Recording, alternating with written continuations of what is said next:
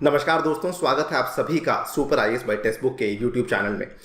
International relations के 1 year के current affairs crash course को हम लोग कंटिन्यू करते हैं और आपके लिए हम लोग लेकर आए हैं इसका सेट नंबर 4। दोस्तों, इसमें हमने पहले ऑलरेडी 3 सेट्स को आपके साथ कवर कर लिया है। अगर आपने उन तीनों सेट्स को नहीं देखा है और अगर आप लोग देखना चाहते हैं तो उसके लिए एक प्लेलिस्ट को रेडी करवाया गया है। वहां पर जाकर के आप उन तीनों वीडियोस को देख सकते हैं, जिसमें कि हमने इंडिया और बाकी जो देश हैं उसके साथ जो इंडिया के संबंध हैं उसके बारे में हमने काफ़ी डिटेल में चर्चा करी हुई है। इसके बाद हमारे पास केवल 2 सेट्स बच चुके हैं, that is set number 4 and set number 5, जिसको कि मैं आज और कल आपके सामने इसको कंप्लीट कर दूंगा।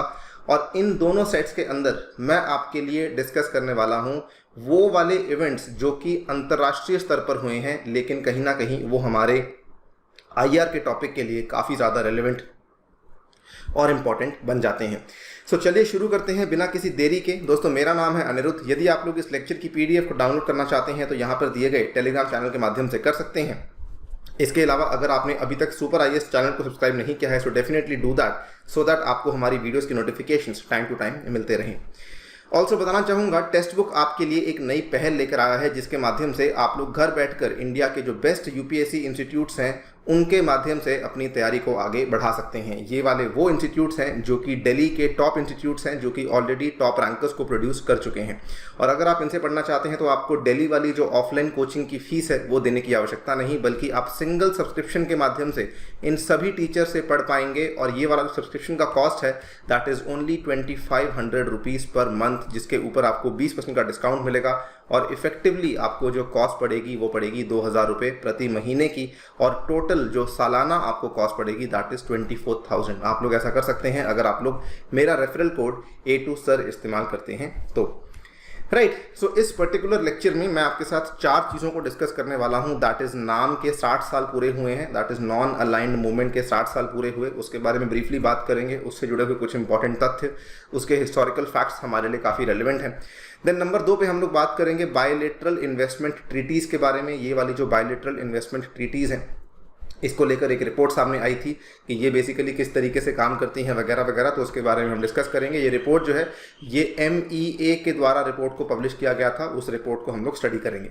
Then there is something called as debt trap diplomacy. I think ये तो हम काफ़ी बार सुन चुके हैं। ये वाली जो कूटनीति करने का जो तरीका है डेट ट्रैप का, ये चाइना का तरीका है जो कि अक्सर सुर्खियों में रहता है। तो इसके बारे में ब्रीफली बात करेंगे कि एग्जैक्टली डेट ट्रैप डिप्लोमेसी जो है वो किस तरीके से यहाँ पे काम करती है। आखिरी और नंबर 4 पे हम लोग बात करेंगे India's civil nuclear energy cooperation के बारे में। रिसेंटली क्या हुआ है, रशिया ने मिलकर के इंडिया के साथ कुदनकुलम का जो न्यूक्लियर पावर प्लांट है जो कि तमिलनाडु के राज्य में लोकेटेड है, वहां पर जाकर के कुछ और नए प्लांट्स को एस्टैब्लिश करने का काम शुरू किया है। तो उसके बारे में डिस्कशन करेंगे। इंडिया रशिया के जो पुराने न्यूक्लियर पावर के एरिया में संबंध हैं उनके बारे में डिस्कशन भी करी जाएगी। चलिए शुरू करते हैं। सबसे पहले हम लोग नाम के टॉपिक को पढ़ लेते हैं। Once we study the topic, उसके बाद we will come back to this question जो कि नाम का हम लोग आपके सामने लेकर आए हैं। देखिए, NAM at 60 marks an age of Indian alignment, ये वाली खबर है नवंबर 13, 2021 की। तो एक तरीके से 60 साल हुए पिछले साल जब नाम के जो है कंप्लीट 60 ईयर्स पूरे हो चुके हैं। नाम का जो स्थापना थी, नॉन अलाइंड मूवमेंट की जो स्थापना थी, ये असल में करी गई थी जब पूरे विश्व में चल रहा था शीत युद्ध। जो कोल्ड वॉर है जिसको हम शीत युद्ध भी बोलते हैं, उसमें आपको मालूम होगा कुल मिला के 2 बड़े बड़े ब्लॉक्स बन चुके थे। जो पूरा का पूरा विश्व था वो 2 बड़े बड़े ब्लॉक्स में टूट चुका था। जो आपका वेस्टर्न कंट्रीज का पार्ट था वो आपस में जुड़ चुके थे नाटो के माध्यम से, और जो ईस्टर्न कंट्रीज का पार्ट था ये आपस में जुड़ चुके थे वॉर्सो पैक्ट के माध्यम से। और जो नाटो की कंट्रीज थी ये इनको लीड कर रहा था यूएसए, और जो वॉर्सो की कंट्रीज थी इनको लीड कर रहा था USSR। उस टाइम पे इंडिया ने यहाँ पर सोचा कि हम लोग इन दोनों कंट्रीज में दोनों पैक्ट्स का हिस्सा नहीं बनना चाहते हैं, लेकिन हम लोग अपने आप को इंडिपेंडेंट यहाँ पे पेश करना चाहते हैं। और ये वाला जो नाम की मूवमेंट थी वो बेसिकली उसी चीज़ को शो करने के लिए यहाँ पे बनाई गई थी। ऑल्सो आपको बताना चाहूँगा कि इसमें केवल भारत नहीं था, कई सारे अन्य देश भी थे जिन्होंने अपने आप को डिक्लेयर किया कि हम लोग जो है नॉन अलाइंड हैं। नॉन अलाइंड मतलब कि ना तो हमारी अलाइनमेंट नाटो के साथ है, ना हमारी अलाइनमेंट वॉर्सो वाली कंट्रीज के साथ है। The idea was to declare themselves as non aligned from either of the two nascent military blocs, that is NATO and the Warsaw pact.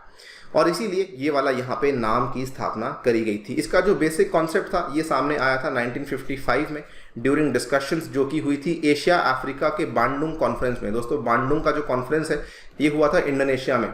आपसे सवाल पूछा जा सकता है कि जो जो नाम का कॉन्सेप्ट था ये पहली बार कब सामने आया था, तो आपको यहाँ पे इसकी जो तारीख है वो मालूम होनी चाहिए, इसका जो कॉन्फ्रेंस है मालूम होना चाहिए। बांडुंग कॉन्फ्रेंस एक बहुत ही ज़्यादा लैंडमार्क कॉन्फ्रेंस माना जाता है, बिकॉज इसी की वजह से कल को जाकर जो है वो नाम को एस्टैब्लिश किया गया था। दूसरा इंपॉर्टेंट तथ्य जो कि आपको मालूम होना चाहिए, दैट इज जो इसकी पहला सम्मेलन हुआ था, the first NAM summit conference took place in Belgrade Yugoslavia in September 1961। तो देखिए 1961 में असल में नाम का पहला सम्मेलन हुआ था, इसीलिए 2021 में इसके जो 60 साल हैं वो यहाँ पे पूरे हो चुके थे। सो इसका आइडिया आया था 1955 में बांडुंग कॉन्फ्रेंस में, लेकिन जो पहला समिट या पहला कॉन्फ्रेंस हुआ था ये हुआ था सितंबर 1961 में, और ये हुआ था यूगोस्लाविया के अंदर। जो नाम की पॉलिसी है it is based on the 5 principles of Panchsheel. ये वाले जो 5 प्रिंसिपल्स हैं आपके सामने हैं। पहला चीज़ तो ये है म्यूचुअल नॉन एग्रेशन, दूसरा है mutual non interference in domestic affairs, उसके बाद है mutual respect for each others territorial integrity and sovereignty, उसके बाद है peaceful coexistence, and then finally we have equality and mutual benefit. तो ये वाले 5 प्रिंसिपल्स हैं। इस तरह की चीज़ें यूपीएससी पहले बहुत पूछा करती थी, वो भी अपने मेंस के एग्जामिनेशन में, लेकिन पिछले कुछ सालों से हमने नाम को लेकर कोई बहुत मेजर सवाल नहीं देखे हैं।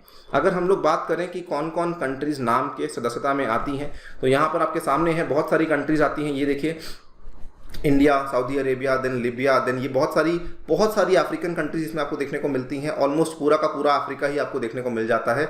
और इधर यहाँ पर भी कोलंबिया, देन पेरू, और उसके बाद यहाँ पर भी आप देख सकते हैं। और कुछ ऑब्जर्वर कंट्रीज भी आपको देखने को मिलती हैं, जैसे कि Kazakhstan, then China, then we have Brazil, then we have Argentina. ये कुछ ऑब्जर्वर कंट्रीज भी आपको देखने को मिलती हैं। सवाल आने के चांस जो बनते हैं वो मोस्टली आपको इन्हीं 2 फैक्ट्स से बनेंगे, क्योंकि ये 2 फैक्ट्स नाम की हिस्ट्री में बहुत ही ज़्यादा अहम माने जाते हैं। और या फिर आपको ये वाला जो हमने बात बताई 5 प्रिंसिपल्स, जो 5 सिद्धांत हैं नाम के, वो आपको मालूम होने चाहिए। अब इससे जुड़ा हुआ सवाल देख लेते हैं। The basic concept for the group originated in 1955 during the Asia Africa Bandung conference held in Indonesia. The first NAM summit conference took place in Yugoslavia in 1991। तो जी नहीं, ये गलत है, ये सही है। ये ऑप्शन नंबर ए आपका सही जवाब बन जाएगा। नाम के मतलब को भी समझना बहुत ज़रूरी है कि क्यों बनाया गया था, क्यों इसका नाम नॉन अलाइंड रखा गया था। क्योंकि इन देशों का ये मानना था कि हमारी जो अलाइनमेंट है वो ना तो नाटो की तरफ है, ना हमारी अलाइनमेंट जो है वो वॉर्सो पैक्ट की तरफ है। तो हम इन दोनों से अलग हैं, हम इन दोनों से अलग हैं, और हम इन दोनों से इंडिपेंडेंट हैं। इसीलिए इसका नाम जो है वो नॉन अलाइंड मूवमेंट रखा गया था। अगले टॉपिक की बात करें तो we have the topic of bilateral investment treaties. इसको समझ लेते हैं क्या चीज़ है। ये देखिए 11 जनवरी 2022 की द हिंदू की खबर है। The report of the standing committee on external affairs on India and bilateral investment treaties was presented to the parliament. ये कमेटी है एक्सटर्नल अफेयर्स की जिसने कि इस रिपोर्ट को पेश किया था पार्लियामेंट में, India and bilateral investment treaties. यहाँ पे इन्होंने बताया कि पूरी दुनिया भर में कितनी एक्टिव ट्रीटीज चल रही हैं। लगभग इन्होंने कहा कि पूरी दुनिया भर में आज की तारीख में 2500 से ज़्यादा जो है एक्टिव BITS चल रहे हैं। और जो UNCTAD है, united nations conference on trade and development, UNCTAD, ये basically maintains a database of all BITS between all the states. ये आपको मालूम होगा UN का ही एक ऑफिस है जो कि यूनेक्टैड भी कहा जाता है, जो कि पूरी दुनिया में चल रही जो भी BITS हैं इनके बारे में डेटाबेस को मेंटेन करता है। सो ये BITS क्या होते हैं? ये एक तरीके से इंटरनेशनल अरेंजमेंट्स हैं, इंटरनेशनल अग्रीमेंट्स हैं जो कि बनाए गए हैं for private investment by nationals and companies of one state in another state to promote and protect the foreign private investment in each other territory. So for example आज India और Japan मिलकर के कोई BIT को sign करते हैं। कल को जापान बोलता है कि हम लोग इंडिया में यहाँ पे निवेश करेंगे, आपकी हम लोग बुलेट ट्रेन बनाएंगे, मेट्रो ट्रेन बनाएंगे, या कुछ भी बनाएंगे वगैरह वगैरह। तो उस केस में उनकी जो इन्वेस्टमेंट है दोस्तों, उसको प्रोटेक्ट करने के लिए एक अग्रीमेंट साइन होगा। ऑब्वियसली स्वाभाविक सी बात है कि उनका जो निवेश है वो व्यर्थ तो नहीं होना चाहिए।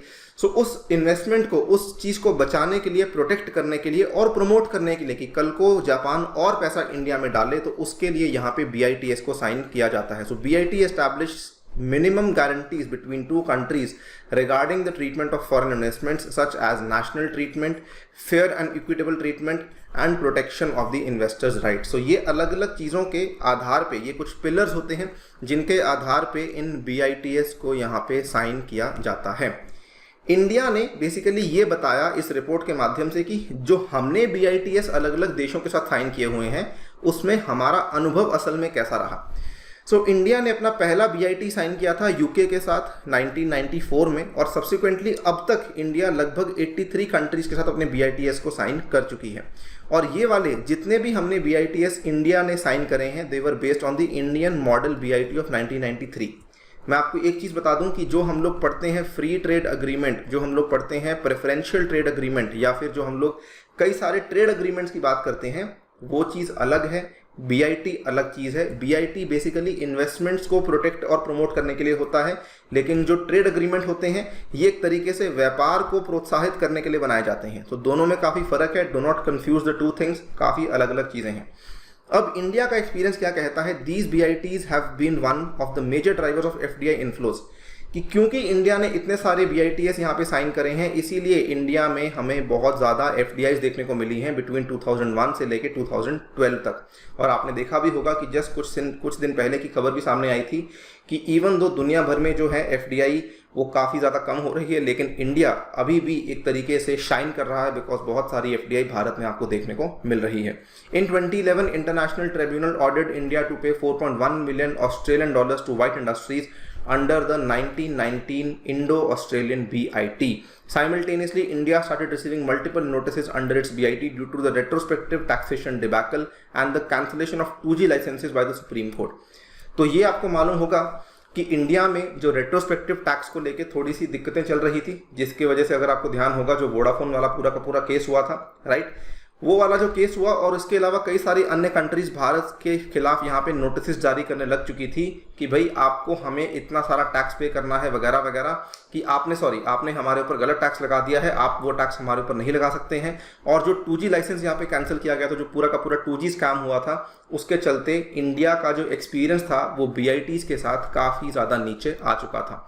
Shocked by the award and the notices, India revised its model BIT in 2015. तो पहले वाला जो हमारा BIT आया था वो 1993 में आया था, लेकिन हमने उसी चीज़ को रिवाइज किया सन 2015 में. Since then, India has signed new BITs with only 4 countries and terminated its older BITs with 77 countries. तो ये इंडिया का एक्सपीरियंस है कि क्योंकि हमारे लिए BITs बहुत अच्छे से काम नहीं करे इसीलिए हमने BITs जो है वो 77 कंट्रीज़ के साथ यहाँ पे कैंसिल कर दिए हैं और केवल 4 कंट्रीज़ के साथ ही हमने हमारे BITs को जो है वो ओपन रखा है. और ये वाले जो 4 कंट्रीज़ के साथ BIT को ओपन रखा है ये भी 2015 के मॉडल के आधार पर यहाँ पे ओपन करे गए हैं. So this is the experience with BITs जो कि इंडिया ने यहाँ पे देखा है. अब इसका क्वेश्चन देख लीजिए. BITs are international agreements establishing the terms and conditions for private investment by nationals and companies of one state in another state. It intends to promote and protect foreign private investments in each other's territories. दोनों कथन बिल्कुल सही हैं. देखिए ध्यान रखिए, सब कुछ ठीक है, बस एक चीज़ का ध्यान रखिए कि BITs जो हैं वो ट्रेड अग्रीमेंट से काफ़ी अलग होते हैं. BITs मेनली इन्वेस्टमेंट्स के तौर के लिए बनाए जाते हैं, वो भी प्राइवेट इन्वेस्टमेंट्स के लिए, ना कि ट्रेड के लिए. दोनों का मकसद अलग है. ये एक तरीके से FDI को प्रमोट करते हैं, ट्रेड अग्रीमेंट जो है वो अलग तरीके से काम करता है, राइट. नेक्स्ट बात कर लेते हैं डेट ट्रैप डिप्लोमेसी के बारे में. Recently seen in the news is initiated by Saudi Arabia, Japan, Russia, China. I think काफ़ी आसान है, आपको मालूम होगा चाइना के द्वारा इसको शुरू किया गया है. और ये जो कथन है ना डेट ट्रैप डिप्लोमेसी का, एक इंसान है, अगर आप इनको देखना चाहते हैं आप इनको जाकर के देख सकते हैं. ट्विटर पे इनका जो हैंडल है वो काफ़ी एक्टिव है, ब्रह्मा चेलानी के नाम से इंसान है. ये वाले जो इंसान हैं ये एक तरीके से जियोपॉलिटिकल एक्सपर्ट हैं और इनके द्वारा ये डेट ट्रैप डिप्लोमेसी की टर्म को यहाँ पे सामने लाया गया था. 2017 की बात है, आप यहाँ पे देख सकते हैं. The term debt trap diplomacy was coined by Indian geostrategist Brahma Chelani in 2017. ये सुर्खियों में क्यों रहा है? ऑलमोस्ट हर साल, इनफैक्ट मैं कहूँगा हर साल नहीं, ऑलमोस्ट हर महीने सुर्खियों में रहता है क्योंकि कोई ना कोई कंट्री यहाँ पे ऐसी होती है जो कि चाइना की डेट ट्रैप की डिप्लोमेसी में फंस जाती है. अभी जो कंट्री सुर्खियों में आई है that is a very very small country जिसका नाम है Montenegro. It is struggling to pay off the Chinese loan for a highway project which has put the country in a dire financial situation.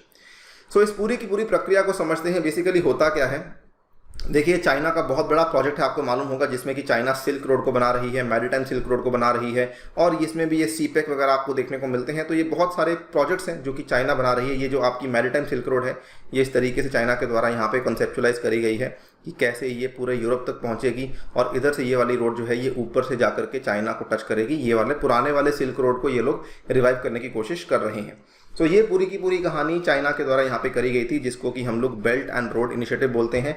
इसके पहले इसको OBOR कहा जाता था, one belt one road initiative भी इसको कहा जाता था। नाउ अब होता क्या है कि इसमें चाइना बेसिकली क्या करती है, ये वाले टेबल को समझिए कि नॉर्मली चाइना डेवलपिंग नेशंस को ढूंढती है, ऐसी नेशंस जिनके पास ज़्यादा पैसे नहीं होते, तो उनको चाइना बोलती है कि हम लोग आपको पैसा देने के लिए तैयार हैं। अगर आपको अपने देश में इंफ्रास्ट्रक्चर को बनाना है तो हम लोग उसके लिए आपको लोन देने के लिए तैयार हैं, और जो लोन है वो स्टार्टिंग में तो आपको बहुत ही कम ब्याज दरों पे देखने को मिलेंगे, लेकिन जो उसकी रीपेमेंट के कंडीशंस होते हैं वो असल में काफ़ी मुश्किल होते हैं कि कल को अगर आप लोन नहीं दे पाते हो वापस, तो उस केस में रीपेमेंट की जो टर्म्स हैं वो बहुत ही ज़्यादा खतरनाक होती हैं। It is very similar to जैसे कोई आपको एजेंट है जो कि थोड़े फ्रॉड तरीके से काम कर रहा है आपके घर पे, आपको कोई पॉलिसी बेचने आता है, कोई इंश्योरेंस की या फिर किसी चीज़ की पॉलिसी, वो आपको स्टार्टिंग में बताएगा कि आपको इसके ये फायदे होंगे, लेकिन कल को जब आप उस पॉलिसी के प्रीमियम नहीं भर पाएंगे तो आपको मालूम पड़ेगा कि असल में आपके लिए काफ़ी नुकसानदायक साबित हो चुका है। So very similar to that, developing nations are often lured by China's offers of cheap loans for transformative infrastructural projects. भाई वो बोलता है कि हम लोग आपके देश में इंफ्रास्ट्रक्चर ऐसे वैसे बना देंगे और बहुत ही सस्ते दाम में आपको लोन देंगे। लेकिन ये वाली जो कंट्रीज होती है ना, ये लो या मिडिल इनकम कंट्रीज होती हैं, अल्टीमेटली ये इस पैसे को पे नहीं कर पाती, बिकॉज रीपेमेंट की कंडीशंस काफ़ी ज़्यादा यहाँ पे मुश्किल होते हैं। जब ये पैसे को पे नहीं कर पाती, चाइना क्या बोलता है कि अल्टीमेटली कोई बात नहीं, तब भी कोई दिक्कत वाली बात नहीं, हम लोग आपका जो प्रोजेक्ट आपके लिए बना रहे थे उसकी ओनरशिप हम ले लेते हैं। तो धीरे धीरे चाइना क्या करती है कि उस छोटी कंट्री में एक तरीके से इकोनॉमिक स्ट्रॉन्ग होल्ड बनाने की कोशिश करती है, उस छोटी कंट्री के एसेट्स को खरीदने की कोशिश करती है, वो भी सस्ते दामों में। और क्योंकि दूसरी कंट्री बहुत मजबूर हो चुकी होती है, they don't have anything to do, इसीलिए उनको मजबूरन ये वाला जो पैसा है वो या ये वाले जो एसेट्स हैं उनको बेचने पड़ते हैं। कभी कभार तो चाइना केवल इकोनॉमिक स्ट्रॉन्ग होल्ड नहीं बल्कि पॉलिटिकल स्ट्रॉन्ग होल्ड भी बनाने की कोशिश करती है, और बहुत सारे केसेस में चाइना सक्सेसफुल भी हुई है।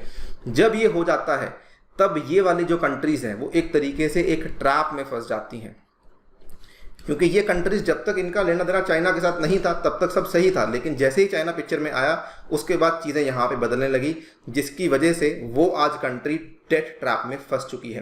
तो opportunity for China to demand concessions और advantages in exchange for debt relief, China बोलता है ठीक है थोड़ा लोन माफ कर देंगे, लेकिन बदले में हमें ये वाला एसेट आपको बेचना होगा, या फिर आपकी पॉलिटिक्स में हम लोग इस तरीके से इंटरफेयर करेंगे।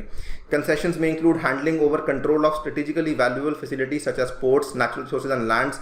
Financial and economic dominance may also be converted into political leverage which can be used to influence domestic and foreign policy of the indebted nations। तो इस तरीके से चाइना यहाँ पे आगे बढ़ती है, और यही कहानी है। ये कहानी केवल मॉन्टेनेग्रो की नहीं है, मॉन्टेनेग्रो तो एक कंट्री है, देखिए मॉन्टेनेग्रो यहाँ पे छोटी सी कंट्री है, लेकिन दोस्तों ये जो कहानी है बहुत सारी कंट्रीज की आपको देखने को मिलेगी। इनफैक्ट इवन पाकिस्तान की बात करें जो कि चाइना का बहुत करीबी दोस्त है, उसके बाद अगर आप जिबूती की बात करें, किर्गिस्तान की बात करें, यहाँ पे लाओस, मालदीव, श्रीलंका, इन सभी में हमें ये प्रॉब्लम्स देखने को मिली है। ये बल्कि एक रिपोर्ट सामने आई थी, a report by the Center for Global Development highlighted 8 Belt and Road Initiative recipient countries at a high risk of debt distress due to BRI loans. बहुत सारी कंट्रीज को लोन दिया है, आई थिंक 50 से भी ज़्यादा कंट्रीज को loan China दे चुकी है, लेकिन उसमें से कुछ कंट्रीज ऐसी हैं जिनके हालात बहुत ज़्यादा गंभीर हो चुके हैं। They are highly prone to the mounting debt to GDP ratios beyond 50% and around 40% of the external debt is basically owed to China. मतलब कि जितना वो टोटल डेट लेके बैठे हैं ना अपनी GDP के संदर्भ में, उसमें से अधिकतर जो डेट है वो केवल और केवल उन्होंने चाइना से ही लिया हुआ है। और चाइना से लोग असल में डेट क्यों लेते हैं? बिकॉज चाइना शुरुआत में डेट बहुत ही सस्ते दाम में देता है, लेकिन इवेंचुअली लोग या कंट्रीज उस डेट को पे नहीं कर पाते and they have to surrender their strategic economic assets, और कभी कभार उनको अपनी पॉलिटिकल ऑटोनॉमी भी चाइना को यहाँ पे सरेंडर करनी पड़ जाती है। This is the problem, this is the way जिस तरीके से डेट ट्रैप डिप्लोमेसी यहाँ पे काम करती है। ऑब्वियसली चाइना इन सभी दावों को यहाँ पे नकारता है, वो बोलता है कि ऐसा कुछ हम लोग यहाँ पे नहीं कर रहे हैं। इसी डेट ट्रैप डिप्लोमेसी को, जिसको कि चाइना BRI के तहत चला रहा है, इसी को काउंटर करने के लिए कई सारे अन्य इनिशिएटिव्स भी लिए गए हैं। For example blue dot network है, जिसको कि यूएसए, जापान, ऑस्ट्रेलिया ने मिलकर के खोला है। It will work as a certification body that will evaluate infrastructure construction projects in the Indo Pacific region. वो यहाँ पे इवैल्यूएट करेगा और वो ये बोलता है कि हम लोग आपको यहाँ पे लोन देने के लिए तैयार हैं, लोन दिलवाने के लिए तैयार हैं, आप प्लीज चाइना के पास मत जाइए।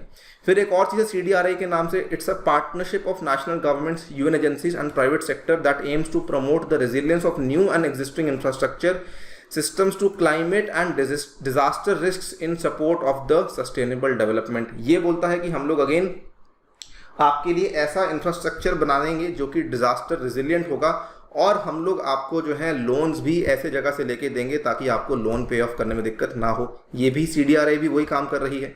उसके बाद AAGC, ये इंडिया और जापान के बीच में एक इकोनॉमिक पार्टनरशिप है फॉर द अफ्रीकन ग्रोथ। इसमें क्या है, it intends to improve infrastructure and digital connectivity in Africa with Indo Japan collaboration.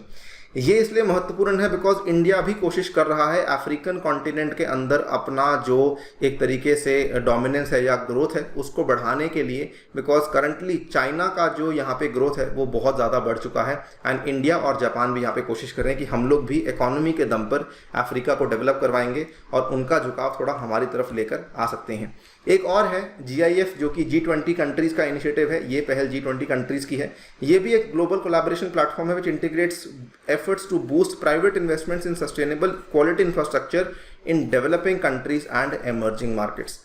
So कई सारी ऐसी पहलें हैं जो कि हो रही हैं, बल्कि हमने पहले भी एक चीज़ को डिस्कस किया था, B3W, build back better for the world. ये भी एक तरीके से चाइना को ही काउंटर करने के लिए इनिशिएटिव था जो कि पिछले साल G7 की मीटिंग में लिया गया था अमेरिका के राष्ट्रपति जो बाइडेन के द्वारा। उसके अलावा D10 करके इनिशिएटिव है, डेमोक्रेसीज का एक इनिशिएटिव है जो कि यूके के PM मिस्टर बोरिस जॉनसन के द्वारा अनाउंस किया गया था कि हम लोग चाइना को इससे बाहर निकालना चाहते हैं। तो ऐसे बहुत सारी पहलें ली जा रही हैं सो दैट ग्लोबल फाइनेंसिंग के लिए, इंफ्रास्ट्रक्चर फाइनेंसिंग के लिए हम लोग कोई वैकल्पिक यहाँ पे संस्थान ढूंढ सकें और हम लोग चाइना का जो BRI के ऊपर, जो चाइना की BRI के ऊपर देशों की निर्भरता है उसको भी किसी तरीके से कम किया जा सके।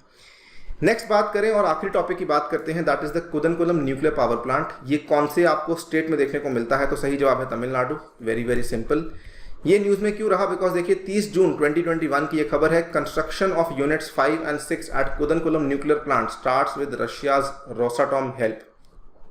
तो रशिया की जो न्यूक्लियर मेजर कंपनी है, जो न्यूक्लियर वहाँ पे प्लांट्स बनाने के लिए रिस्पॉन्सिबल कंपनी है, उसका नाम है Rosatom. It began the construction of Kudankulam nuclear power plant unit 5 in India in cooperation with the nuclear power corporation of India. तो जो NPCIL है, आपको मालूम होगा, इंडिया की मेजर PSU है जो कि डिपार्टमेंट ऑफ एटॉमिक एनर्जी के अंडर काम करती है। इन दोनों ने मिलकर के यहाँ पे कुदनकुलम न्यूक्लियर पावर प्लांट का यूनिट 5 और 6 है, इसकी कंस्ट्रक्शन को यहाँ पे शुरू किया है। जो ये वाला कुदनकुलम पावर प्लांट है, आप यहाँ पे देख सकते हैं, बिल्कुल कोस्ट पे लोकेटेड है, is in the coastal Tamil Nadu. It's a civilian nuclear power plant built by India in joint collaboration with Russia. तो इंडिया और रशिया ने मिलकर के इसको बनाया है और इसको बनाया गया है कुदनकुलम के इलाके में, जो कि तमिलनाडु के तटीय क्षेत्रों में आपको देखने को मिलता है। देखिए, अगर हम इंडिया के न्यूक्लियर एग्रीमेंट्स की बात करें तो उसमें इंडिया ने लगभग 14 देशों के साथ न्यूक्लियर एग्रीमेंट्स को साइन किया हुआ है, जिसमें विशेष रूप से कौन से हैं, ऑस्ट्रेलिया है, कनाडा है, फ्रांस है, देन जापान है, देन यूके है, देन USA है और रशिया है। तो ये कंट्रीज के साथ हमारे एग्रीमेंट्स बहुत खास हैं। इवन कजाकिस्तान के साथ भी हमारा एग्रीमेंट बहुत खास है। लेकिन उसके अलावा कुछ Argentina, Mongolia, Namibia, south Korea, Vietnam के साथ भी हमारे एग्रीमेंट्स करे हुए हैं।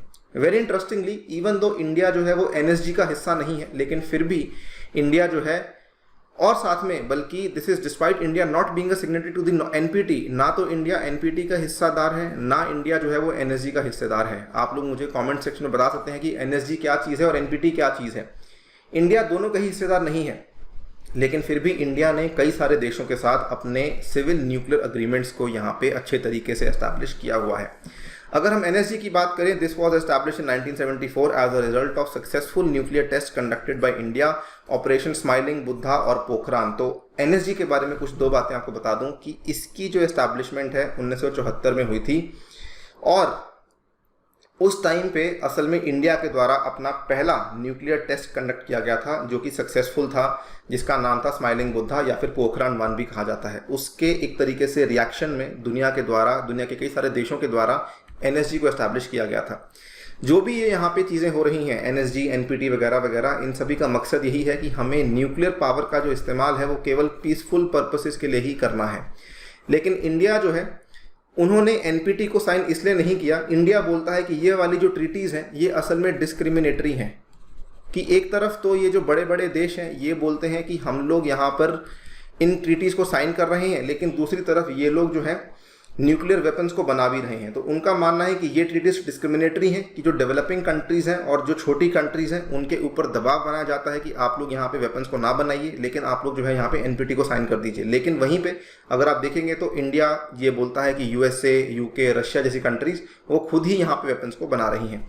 सो इंडिया ने क्या बोला कि हम लोग क्या कर सकते हैं कि हम लोग न्यूक्लियर टेस्ट कंडक्ट नहीं करेंगे। तो इंडिया ने जो दूसरा टेस्ट कंडक्ट किया था 1998 में, उसके बाद इन्होंने कहा ठीक है हम लोग जो है एनपीटी को साइन नहीं करेंगे, लेकिन यहाँ पर हम लोग खुद से कोई भी न्यूक्लियर टेस्ट को कंडक्ट नहीं करने वाले हैं। तो आप देखिए 1974 के बाद 1998 में 24 सालों के गैप के बाद इंडिया के द्वारा न्यूक्लियर टेस्ट को कंडक्ट करवाया गया था। आज फिर से 24 साल हो चुके हैं, लेकिन इंडिया ने अभी तक किसी प्रकार का कोई न्यूक्लियर टेस्ट कंडक्ट नहीं करवाया, बिकॉज इंडिया ने खुद के ऊपर ही एक रोकथाम लगा ली है। ठीक है, स्वयं अपने ऊपर बोल दिया है कि हम लोग यहाँ पे टेस्ट को कंडक्ट नहीं करने वाले हैं। ये कहानी काफ़ी कॉम्प्लेक्स है, हमें इसमें बहुत ज़्यादा डेप्थ में जाने की आवश्यकता नहीं। एनएसजी के बारे में थोड़ा आप लोग पढ़ लीजिए, आपको हेल्प हो सकती है, बिकॉज इसको लेकर सवाल आ सकता है। अगर बात करें इंडिया के न्यूक्लियर स्टेज प्रोग्राम की, तो ये टॉपिक साइंस एंड टेक का है। आपको मालूम होगा कि इंडिया फिलहाल जो है वो स्टेज 1 न्यूक्लियर स्टेज में अभी आपको देखने को मिलता है। स्टेज 2 की तैयारियां शुरू हो चुकी हैं और स्टेज 3 जो है वो बहुत एडवांस स्टेज मानी जाती है। अगेन इसको लेकर we will make a separate video to make you understand कि ये किस किस तरीके से अलग अलग स्टेजेस काम करती हैं। लेकिन हाँ, इंडिया स्टेज 1 में जो रिएक्टर यूज करता है उसको कहा जाता है PHWR, pressurised heavy water reactor, और स्टेज 2 में जो रिएक्टर यूज होता है इसको कहा जाता है FBR, fast breeder reactor. Fast breeder reactor के कुछ प्रोटोटाइप्स हैं जो कि ऑलरेडी बनना शुरू हो चुके हैं। अगर बात करें इंडिया के जो मेजर सिविल न्यूक्लियर प्रोग्राम्स हैं, तो वो इंडिया का एक तो फ्रांस के साथ है, एक दोस्तों इंडिया का रशिया के साथ बहुत बड़ा है, क्योंकि इसमें बहुत सारे जो प्लांट्स हैं वो रशिया की तरह बनाए गए हैं। एक जापान के साथ भी है, इसको रिसेंटली साइन किया था 2016 में। ठीक है, और एक हमारा 123 एग्रीमेंट वेरी फेमस यूएस के साथ भी है, इसको बहुत देर पहले इसको साइन किया गया था और इसको लेके यूपीएससी जो है वो सवाल पूछ भी चुकी है। इसमें बहुत अगेन डेप्थ में जाने की आवश्यकता नहीं है, बिकॉज इसको लेकर जो इन डेप्थ क्वेश्चंस हैं वो शायद यूपीएससी में अभी तक पूछे नहीं गए हैं, इसलिए शायद नहीं पूछेगी। लेकिन हाँ, मोटा मोटा आइडिया होना चाहिए कि हमारा बहुत पुराना जो रिलेशनशिप है न्यूक्लियर के एरिया में वो फ्रांस और रशिया के साथ है, जापान के साथ रिसेंट है, यूएसए के साथ बहुत पुराना नहीं है, अर्ली 2000 के आसपास की बात है। लेकिन हाँ, इस एग्रीमेंट का ये नाम है 123 एग्रीमेंट, जिसको लेकर यूपीएससी सवाल पूछ चुकी है कि ये एग्रीमेंट इंडिया ने किस कंट्री के साथ साइन किया था। तो मोटा मोटा ओवरव्यू आपको होना चाहिए, और हम लोग भी उतनी ही बात कर रहे हैं जो कि यूपीएससी प्रीलिम्स के पॉइंट ऑफ व्यू से रेलेवेंट है। डेप्थ में बात करेंगे जब हम लोग मेंस की तैयारी करेंगे।